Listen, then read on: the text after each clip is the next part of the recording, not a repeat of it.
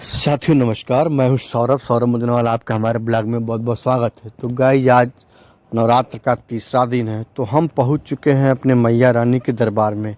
सबसे पहले इंटर करते थे यहाँ पर रामचंद्र जी, लक्ष्मण जी, सीता मैया, हनुमान जी का साक्षात दर्शन मुझे मिलता है। यहाँ पे खड़ा होकर कुछ हम पंडित जी से पूछ रहे हैं कि किसकी मूर्ति है। हमें थोड़ा सा अचंभित लगा। सबसे पहले जब इंटर करेंगे आप माँ वैष्णो देवी के धाम में, जो वाराणसी में स्थित है, तो आपको इन चारों भगवान का दर्शन होगा। फिर उसके बाद ठीक वहीं से बाएं तरफ से एक रास्ता कटा हुआ है, जहाँ पे कि आप गुफा की ओर प्रवेश कर रहे हैं। जैसा कि आप हमें यहाँ पे देख पा रहे होंगे, सबसे पहला जो सीढ़ी है, हम यहाँ पे उतरते हैं।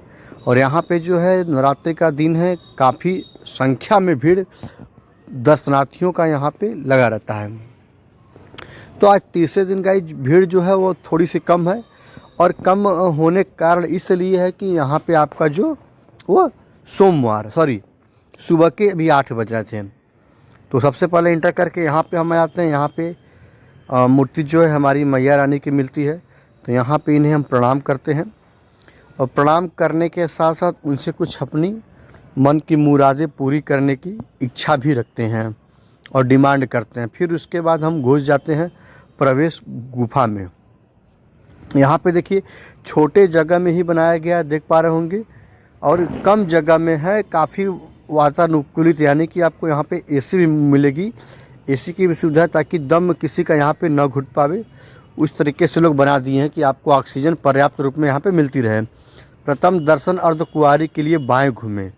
तो अर्धकुंवारी मैया का जो दर्शन करने के लिए हम लोगों ने बाएं घूम गया है। और बाएं घूमने के बाद देखिए, अर्धकुमारी माता लिखा है ना, यहाँ पे यह दर्शाया गया है कि नहीं, आप यहाँ पे अर्धकुमारी माता ही विराजमान रहती हैं। तो यहाँ पे उसकी जो ऊंचाई है एकदम उतना ही बनाया गया है जिस तरीके की माँ वैष्णो देवी जम्बू वाली हैं। वहाँ पर भी जो चीज़ें हैं मतलब छत हैं, वो गर्दन नीचे करके आप वहाँ पर जा पाएंगे। ठीक उसी प्रकार यहाँ पर भी कम जगह में अच्छा बनाया गया। देखिए कितना झुक के यहाँ पे हम जा रहे हैं।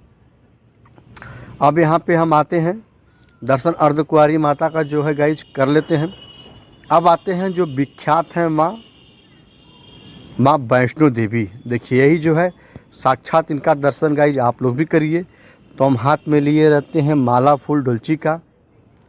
देखिए यही मैया अपनी है, जो एकदम सेम लगता है कि नहीं ये वैष्णो माँ ही आकर के यहाँ पे विराजमान हो गई हैं। देखिए गाइस, देख पा रहे होंगे कितनी भव्य और दिव्य मूर्ति यहाँ पे, अलौकिक लग रहा है कि प्रतिमा से मैया जो है वो बोल देंगी।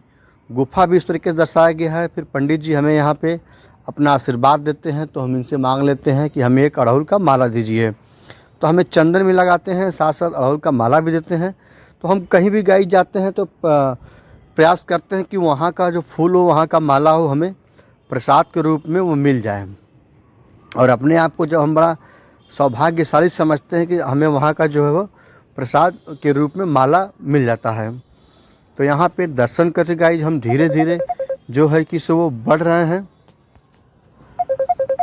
और बढ़ते बढ़ते हमारे जो साथ हमारे सीनियर्स हैं वो हमारे वीडियो बना रहे हैं। मैंने उनको थमा दिया, सर थोड़ा सा please I kindly request you.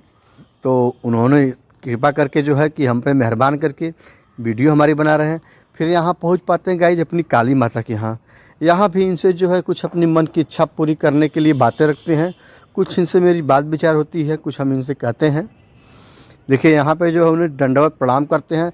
और सबसे बड़ी चीज़ है कि यहाँ के जो पुजारी बैठे हैं, इनका डिमांड कुछ नहीं है कि हमें आप 10, 5, 2 रुपये दीजिए ही। आपकी इच्छा है तो दीजिए, नहीं इच्छा है तो नहीं दीजिए। देखिए यहाँ पे इनसे हमने टीका लगवाया, इनको दंडवत प्रणाम भी किया मैंने। यहाँ पे नहीं दिया दक्षिणा। और जगह के जो हैं ब्राह्मण हैं या पंडित जी हैं या उस तरीके से जो लोग वहाँ बैठे रहते हैं, आप काशी विश्वनाथ चल जाइए, काल भैरव बाबा चल जाइए, अगर इन लोगों को कुछ नहीं देंगे दान दक्षिणा तो ये लोग झल्ला जाएंगे आपके ऊपर, लगेंगे आपके ऊपर गुस्सा करने। तो यहाँ पर इस तरीके से कुछ नहीं देखा गया। देखिए यहाँ पे एसी भी लग गया है, ताकि आपको गर्मी के मौसम में भरपूर रूप में ऑक्सीजन मिलती रहे, ऑक्सीजन की कमी गाइज आपको ना हो, और थोड़ा सा ठंडा भी रहे यहाँ पे। फिर उसके बाद दर्शन करने के बाद चले आते हैं हम पीछे, जहाँ पे कि सारे लोग अपनी मन्नत पूरी करने के लिए चुंदरी बांधे होते हैं।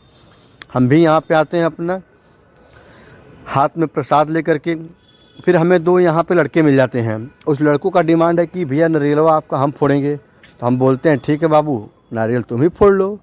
अब नारियल फोड़ने का इनका कहना होता है कि भैया नारियल का हिस्सा भी हम लेंगे, यानी कि कुछ नारियल हम भी खाएंगे। तो हम उस पर भी एग्री हो जाते हैं कि चलो ठीक है, तुम वो भी ले लो, कोई बात नहीं। फिर यहाँ पे हम देखिए अगरबत्ती जला रहे हैं पूजा करने के लिए।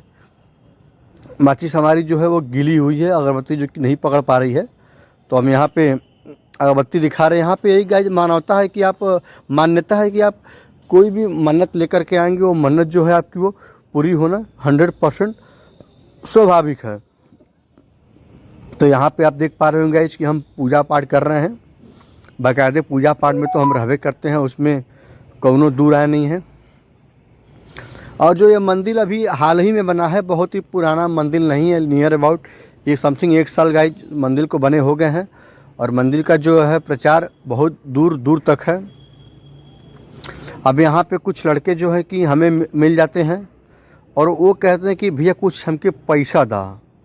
देखिए लड़का नारियल फोड़ दिया था, अब पानी का जो छींटा है, और मानना है कि नारियल जब फोड़ते हैं तो जो उसमें से नारियल का पानी निकलता है, उस पानी की छींटा लोग देवी के ऊपर डालते हैं, यानी देवी को ऊपर फेंकते हैं, चढ़ाते, चढ़ावा के रूप में कहते हैं, उसे चढ़ाते हैं।